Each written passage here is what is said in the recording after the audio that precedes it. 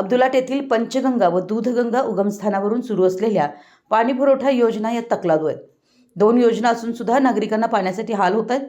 अनेक नागरिकांच्या नळाला पाणी येत नाही. योजना हस्तांतराची बोगस व बेकायदेशीर कागदपत्रे तयार केली आहेत.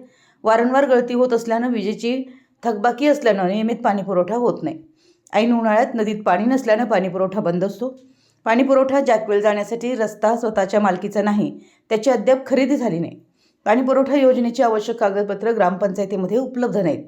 या सर्व प्रकरणाची तत्काळ चौकशी करून संबंधित ठेकेदार व संबंधित अधिकाऱ्यांची तत्काळ चौकशी करून कार्यवाही करावी, अन्यथा येत्या 16 मार्च रोजी ग्रामपंचायत कार्यालयासमोर उपोषणास बसण्याचा इशारा देण्यात आला आहे.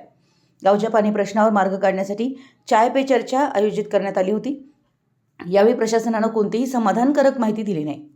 यावेळी माजी जिल्हा परिषद सदस्य दादा सांगावे, विजय भोजे, सरपंच कस्तुरी कुरुंदवाडे, विद्याधर कुलकर्णी, सतीश कुरणे, ग्रामपंचायत सदस्य संदीप बोदगे, स्वप्नील सांगावे, निलेश नवरे, सतीश कोळी, अभिजित पाटील, संजय अवळे, दादासाहेब कारदगे, कर्मवीर बिरनाळे, विनोद ठिकडे, भास्कर मोहिते, प्रशांत अवळे, सुमती शेट्टी, अंकुश पाटील, ग्रामसेवक श्रीत महालिंग किवाटे यांनी मनोगत व्यक्त केली.